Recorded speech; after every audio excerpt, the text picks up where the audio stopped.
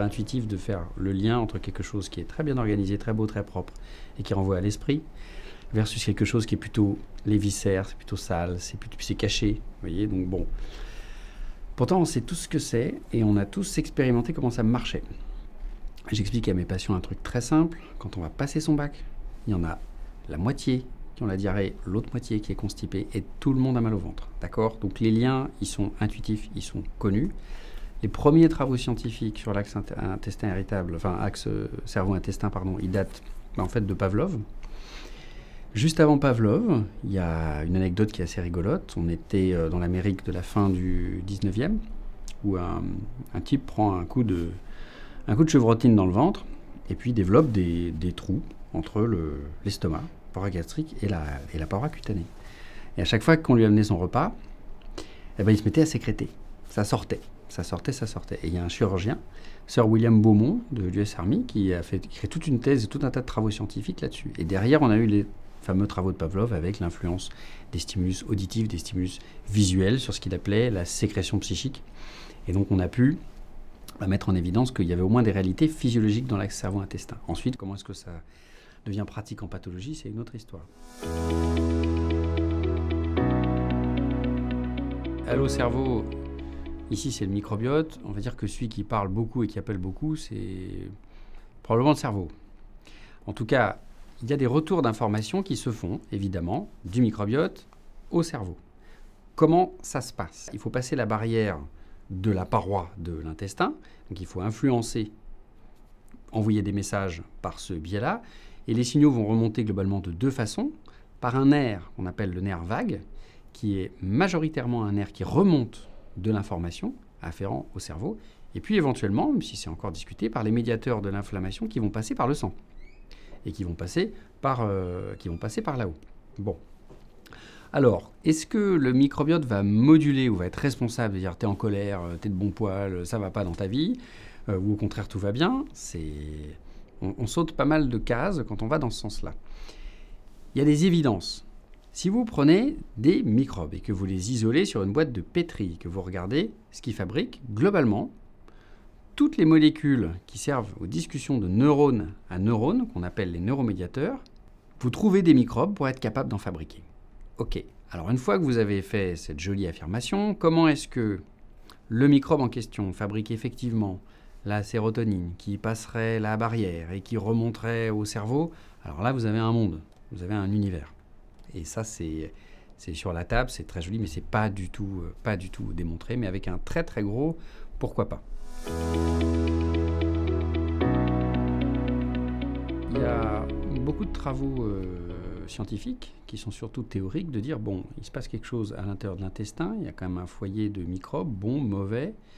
Est-ce que ça peut influencer sur nous? Puisqu'on a vu que le stress, potentiellement, va influencer les émotions, et puis on regarde le transit, et pourquoi pas la douleur du ventre. Les premiers travaux sont surtout la réponse au stress. Et dans des travaux expérimentaux chez l'animal, et on peut analyser qu'en fonction du type de microbiote, les réponses au stress sont différentes, ou que si on prend des antibiotiques, les réponses au stress sont différentes. De façon encore plus intéressante, il y a la programmation de la réponse au stress. Vous avez un truc qui s'appelle l'axe hypothalamo-hypophysaire qui régule la sécrétion de votre cortisol, qui est une des hormones du stress. Eh bien, chez des animaux qui n'ont pas de microbiote, qui sont dits germ-free, ils ont des réponses au stress beaucoup plus importantes. Et puis quand on réimplante un microbiote plutôt pathologique, ou voire des pathogènes directement, la réponse au stress, idem, augmente, mais quand on leur donne certains probiotiques, ça diminue, avec des comportements et des réponses au stress biologiques, des taux de cortisol dans le sang qui sont plutôt bas. Ça, c'est très intéressant, c'est très théorique, parce que je ne connais pas beaucoup d'êtres humains, moi, qui soient germ-free, qui soient complètement nettoyés de germes. Beaucoup plus intéressant, les travaux sur la transmission de comportement. Prenez deux types de souris qui ont un background génétique, donc qui sont différentes sur leur comportement génétique, une qui a plutôt tendance à être agitée et une qui a plutôt tendance à être calme. Vous prenez les microbiotes de chacune, et si vous voulez transplanter à l'inverse, vous observez, à peu de choses près, une transmission du phénotype. Les calmes deviennent excités, les excités deviennent calmes. Bon, ça c'est magique, parce qu'on parle d'une différence génétique. Le microbiote n'a rien de génétique, peut-être éventuellement dans son implantation, et on arrive à transmettre le comportement. Chez l'homme, on n'en est pas là. Le cerveau, il va influencer de façon assez simple. Il va influencer dans le message douloureux, il peut l'augmenter ou il est capable de le moduler au contraire à la baisse. Et puis sur le transit, les situations de stress qui vont être capables d'augmenter, enfin d'accélérer le transit ou au contraire le ralentir. Et ça fait des pistes de travail, notamment en hypnose, quand on a envie de moduler ces symptômes-là.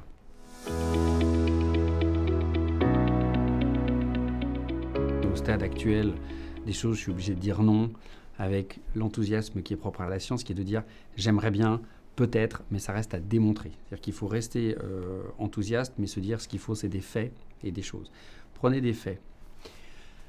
Sur boîte de pétri, donc en culture, tous les neuromédiateurs, l'adrénaline, la dopamine, le GABA, vous pouvez trouver des souches bactériennes capables d'en fabriquer. Mais c'est des bactéries sur boîte, d'accord, qui poussent bien tranquilles, et ça n'a rien à voir quand vous vous retrouvez dans un environnement compétitif, qu'est le microbiote, c'est-à-dire dans les conditions réelles de la vraie vie. Donc avant de dire que ça pourrait influencer, ça reste un grand peut-être à l'heure actuelle, et à démontrer, c'est quand même compliqué. L'expérience et le recul sur tout ce qui est transplantation fécale donnera peut-être des réponses à ça. Pour l'instant, c'est loin d'être clair.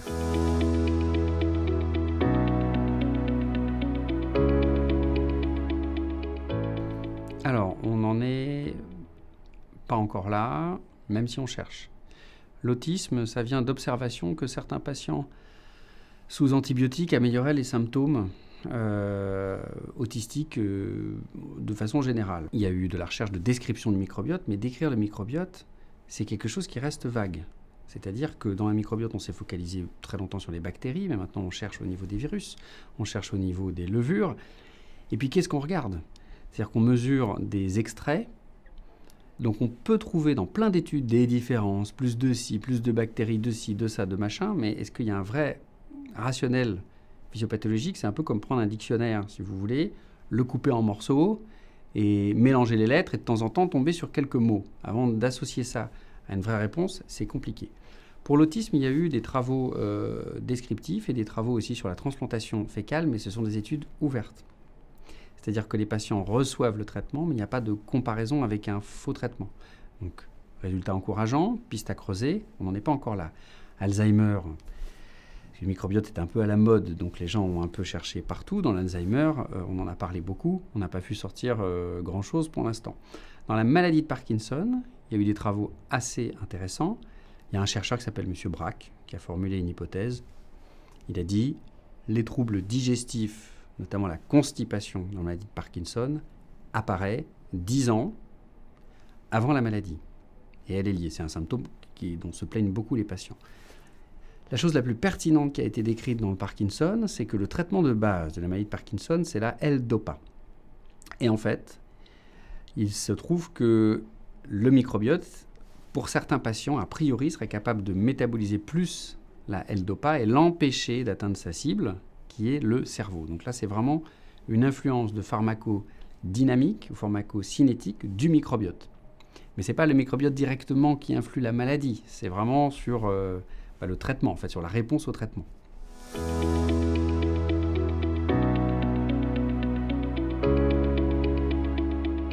Alors, déjà, c'est quoi le syndrome de l'intestin irritable? C'est quelque chose de fréquent, de pas dangereux, mais d'extrêmement gênant quand on en a un. C'est globalement l'association entre de la douleur abdominale et un trouble du transit, qui soit diarrhée, constipation ou alternant entre les deux. Il y a deux types d'anomalies au niveau de l'axe cerveau-intestin dans l'intestin irritable, qui sont d'abord les anomalies de traitement de la douleur et du signal douloureux au niveau de la moelle épinière. Si vous voulez, il y a tout un tas de mécanismes quand la douleur, le message douloureux remonte, tout un tas de mécanismes pour dire plus fort, moins fort ou régulons un peu la douleur. Il y a des anomalies qui ont été mises en évidence avec un peu tout ce qui est frein à la douleur qui serait perturbé et qui ne freine pas assez la remontée du signal. Ensuite, il y a des anomalies centrales du traitement de la douleur, c'est-à-dire c'est le cerveau qui décide et qui dit, au lieu de réguler négativement ou simplement d'avoir une quantité de douleur et d'informations douloureuses qui soit de 1, soit capable de la réprimer ou au contraire de la multiplier ou de envoyer un signal de 10. C'est un petit peu imagé, mais quand on regarde en imagerie cérébrale fonctionnelle, et quand on fait des images de quelles sont les zones du cerveau qui sont activées, quand on donne un stimulus douloureux, abdominal, ou un autre type de stimulus, on voit que ces patients-là ont une tendance à exprimer, à activer des zones du cerveau qui sont différentes. On est loin de la pratique clinique.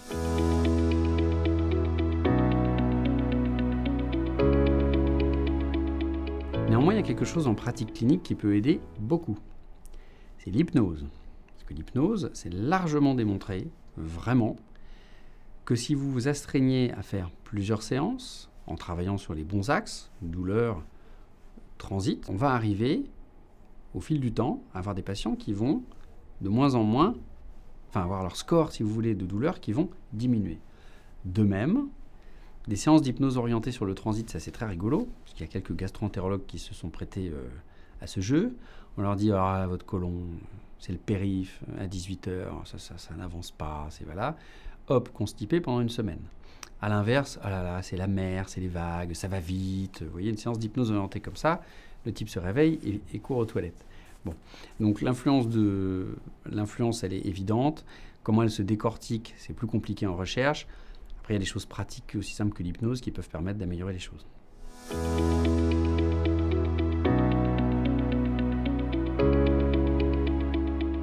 L'intestin irritable, c'est vraiment une vraie réalité. C'est entre 1 à 5% de la population en France. D'autres études, d'autres pays disent 10%. C'est quand même beaucoup et à mon avis peut-être un peu trop. Moi, je reste sur 1 et 5%. La vérité, c'est que quand on a des patients qui ont un intestin irritable, il faut d'abord poser le diagnostic. Et c'est un diagnostic d'élimination. On vérifie qu'il n'y a pas de maladie grave, on vérifie qu'il n'y a pas de cancer, qu'il n'y a pas de maladie inflammatoire de l'intestin, par exemple. Et en général, on fait ça par des endoscopies. On fait également des examens biologiques. Et puis après, si tout est normal, on peut aller chercher dans les coins d'autres pathologies, mais on se recentre vers l'intestin irritable. Et là, il y a plusieurs intestins irritables. Il y en a un qui est post-infectieux, c'est-à-dire vous avez attrapé une gastroentérite, une tourista, et vous avez sensibilisé votre intestin, et derrière, vous avez une altération du transit. Vous en avez clairement qui sont liés uniquement au stress, qui peuvent être liés à des traumatismes dans l'enfance, des choses pas drôles, des accidents, des violences physiques ou autres. Et ça, c'est des choses qu'il faut savoir mettre sur la table avec son patient, mais ça ne se fait pas forcément à la première consultation. Ça se fait en prenant quelque chose de précieux qui s'appelle le temps, donc on discute. Et puis vous avez quelque chose qui était une éternelle plainte des patients, et on n'y accordait pas d'importance, c'était l'alimentation. Docteur, je mange ci, docteur, je mange ça, je vais pas bien, etc. Avec pas beaucoup de cohérence dans les aliments d'un patient à l'autre.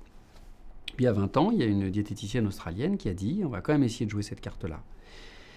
Et elle a décrit le régime pauvre en FODMAPs.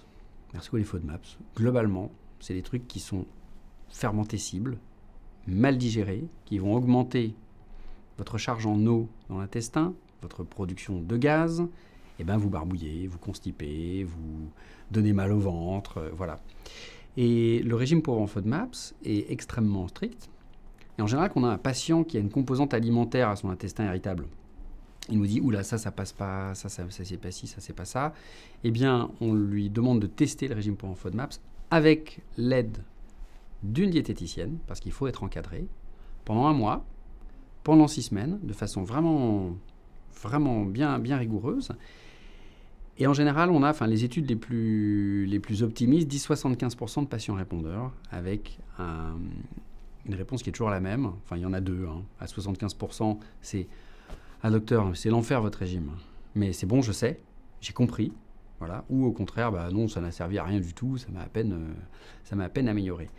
Et ça, c'est un effort important à faire pour les patients, parce que ce n'est pas un régime facile, il faut se faire aider, il ne faut pas se lancer tout seul en allant voir sur Internet, etc. Il faut aussi trouver la bonne diététicienne. J'ai la chance dans l'équipe d'avoir une super diète qui sait bien driver les patients pour ça. Et donc, on a eu des intestins irritables qui sont un peu détachés les uns les autres dans le grand fourre-tout du j'ai mal au ventre et j'ai des troubles du transit.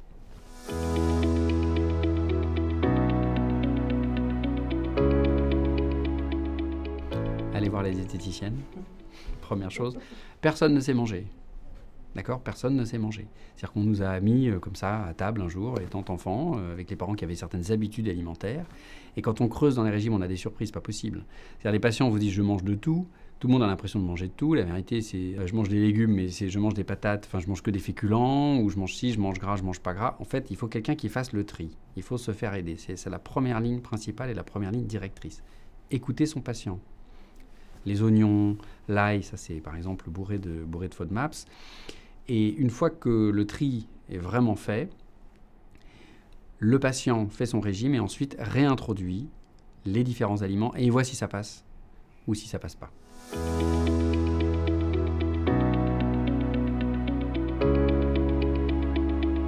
Alors, on va dire que la composante alimentaire a pris énormément de place parce que avoir des médicaments qui avaient des patients qui répondaient, les répondeurs des traitements antispasmodiques, c'est pas grand-chose. C'est 30% des patients, une amélioration maximum à 60%.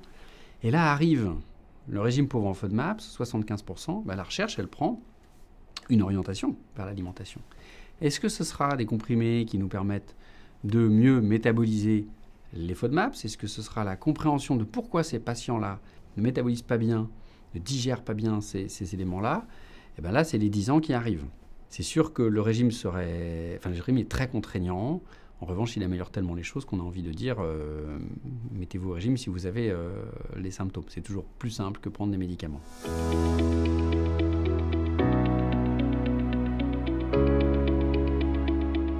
Pour l'instant, non. On ne peut pas en guérir. Après, il y a qu'est-ce qu'on appelle guérir. Des patients vont être guéris à partir du moment où ils ne font pas d'écart alimentaire s'ils ont une intolérance au FODMAPs. Ils n'ont plus de symptômes. Vous voyez ce que je veux dire? Une maladie cœliaque qui n'a rien à voir, qui va consister en l'exclusion du gluten. Vous ne prenez pas de gluten, vous êtes guéri. Après, vous auriez peut-être mangé du gluten, mais ça, c'est une autre affaire. Donc, on ne guérit pas de l'intestin irritable. Comment est-ce qu'on place la transplantation fécale là-dedans? C'est en cours. C'est en cours parce que la transplantation fécale a deux choses. D'abord, elle marche dans des anomalies d'écosystème, c'est-à-dire des vraies perturbations comme la diarrhée post-infectieuse à Clostridium difficile. On a perturbé l'écosystème avec une prise d'antibiotiques. On a un microbe qui émerge, qui n'est pas forcément pathogène, mais là, il a de la place. Il s'appelle Clostridium difficile, et là, il donne des colites. Et on met en place un nouvel écosystème et on régule la chose. Très bien, ultra démontré, magnifique et fait beaucoup mieux que les antibiotiques. Puis, il y a un autre pendant, il y a la mode. On est un peu dans une mouvance un peu bio, un peu à toutes les sauces, j'ai envie de dire. Le microbiote aussi est une mode scientifique. Alors, on a le microbiote de ci, de ça, de microbiote de la clé à molette. On en parle peut-être un peu trop du microbiote des fois. Et il faut faire attention aux effets de mode parce que j'ai vu des patients se faire des transplantations fécales maison. Il ne faut surtout pas faire ça. Et puis nous, on voit en termes de science arriver des effets secondaires des transplantations fécales. Alors, il y a des essais thérapeutiques dans l'intestin irritable. C'est vrai que chez certains constipés, ça a pu moduler le transit. Il y a des patients qui avaient un transit normal, qui ont développé une constipation, voire des constipations terribles, voire des diarrhées, voire peut-être des maladies auto-immunes. Puisque vous dites que le microbiote peut être à l'origine de certaines pathologies auto-immunes, il n'y a pas de raison que ça ne se passe pas dans l'autre sens avec une transplantation fécale. Il faut quand même imaginer qu'on transplante quasiment plus de 5000 espèces microbiennes. On ne sait pas tout ce qu'on fabrique. On sait qu'il y a 15 prix Nobel qui sont cachés dedans, d'accord, mais à décortiquer, c'est compliqué. Donc là, attention aux effets de mode en science et ne pas faire n'importe quoi à la maison tout seul. Il faut voir son gastro-entérologue, prendre le temps de discuter. Et puis après, j'ai envie de dire que le régime pauvre en FODMAPs, il ne faut pas l'essayer tout seul en mode un peu grand public à la maison en bricolant, parce que du coup, moi, j'ai des gens qui arrivent en consultation, ils ont bricolé, ils se sont rattachés à des choses qui ont marché, à d'autres qui n'ont pas marché ou qui n'ont rien à voir avec le schmilblick, et donc c'est compliqué après de re-rentrer dans un processus assez simple de régime quand les gens ont commencé un peu à tapoter à droite à gauche. Donc vraiment se poser la question de la nourriture, c'est surprenant les résultats qu'on peut avoir, trouver la bonne diététicienne, interagir, et puis ensuite se lancer. Et surtout quand on fait le régime, pauvre en FODMAPs, on ne le fait ni tout seul, ni à moitié. Puisque très clairement, quand on se lance là-dedans, on voit que l'efficacité dépend de l'observance au régime. C'est vraiment évident. Faire du sport. Faire du sport, je vous passe sur les expériences qui ont montré chez le patient constipé que faire du vélo, augmenter en direct la clairance et l'évacuation des gaz. Bon, c'est un peu technique tout ça. C'est un sacré schmilblick expérimental. Néanmoins, il ne faut pas croire qu'on va tout résoudre avec le sport. Mais le sport en général, c'est du bien-être. Et bien le bien-être, ça fait du bien-être en général. On ne va pas guérir un intestin irritable avec ça, mais on aura des patients qui seront un petit peu mieux. C'est un peu le résultat des probiotiques.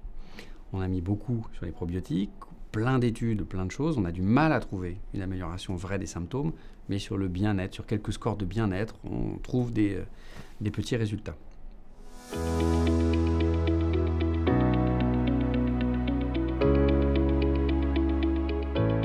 Très probablement des descriptions dans la littérature, je ne le sais même pas, mais en décrivant où il y a des anomalies, de différences de composition, pourquoi pas, mais est-ce qu'elles sont liées simplement à une constipation associée, ou est-ce que c'est la conséquence, est-ce que c'est d'avoir pris des médicaments? Pour l'instant, rien du tout.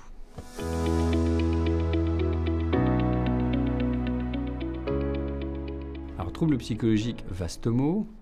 Je pense que je vois beaucoup de gens qui ont des troubles psychologiques et qui rêveraient d'avoir une transplantation fécale en pensant que ça va résoudre leurs problèmes. Pas du tout. Il y a des choses qui se passent, il y a des interactions qui se passent. J'ai vu des patients diarrhéiques qui avaient une transplantation finir constipés, mais c'est beaucoup trop précoce. Donc je suis extrêmement circonspect. En revanche, il ne faut surtout pas fermer le point d'interrogation à cette hypothèse. Voilà. Alors après, est-ce que sur Internet, vous aurez la crotte d'Albert Einstein à vendre pour devenir plus intelligent ou au contraire le caca de gens super zen pour les méga stressés en promo sur Amazon? Je ne sais pas.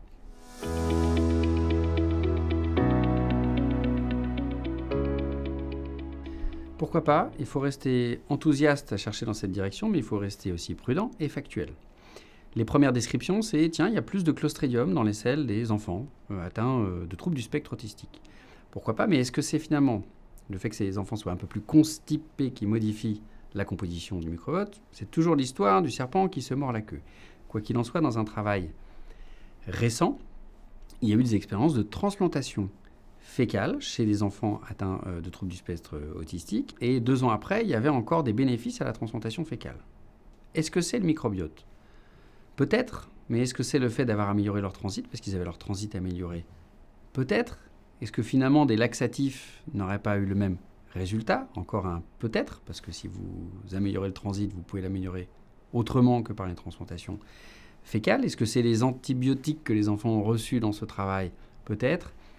Il faut rester enthousiaste. Pour faire la part des choses, il faut un vrai travail avec des enfants qui reçoivent, des enfants ou des adultes qui reçoivent la transplantation fécale versus ceux qui reçoivent la fausse transplantation fécale. C'est la base des essais randomisés et en aveugle qui sont le seul moyen de faire la part des choses. Et on espère qu'on aura des résultats là-dessus. On ne peut pas le garantir, mais on aimerait bien.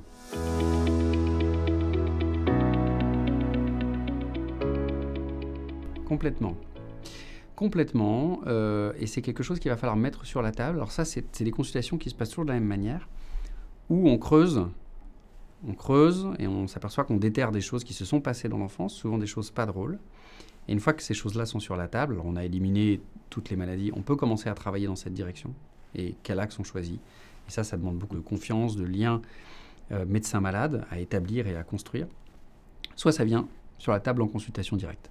Bonjour, j'ai eu ce traumatisme psychologique, j'ai eu ce problème au travail et depuis, ça ne va pas.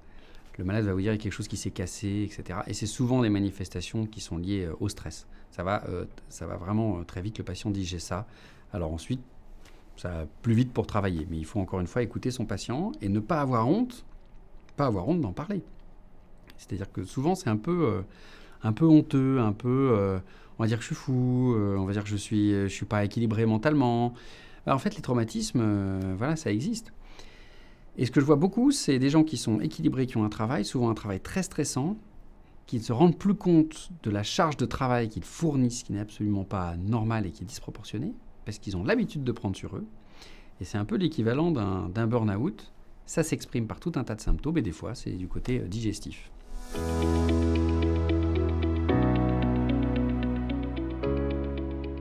droit d'avoir des émotions. Comment sont-elles proportionnées? La question, c'est si elles sont proportionnées normalement et qu'il y a quand même des symptômes, ça ressemble à de l'intestin irritable. Si elles sont disproportionnées, que c'est des émotions qui sont incontrôlables, là, il faut aller voir psychologue, psychiatre, sans aucune honte, et mettre ça sur la table. Évidemment, la case numéro 1, c'est gastro-entérologue pour être sûr que ça ne cache pas une pathologie, parce que j'ai vu trop de patients à qui on a dit sepsis, c'est machin, alors que ça n'était pas. Mais les émotions, ça se régule, et pour ça, il faut aller voir les docteurs qui s'en occupent.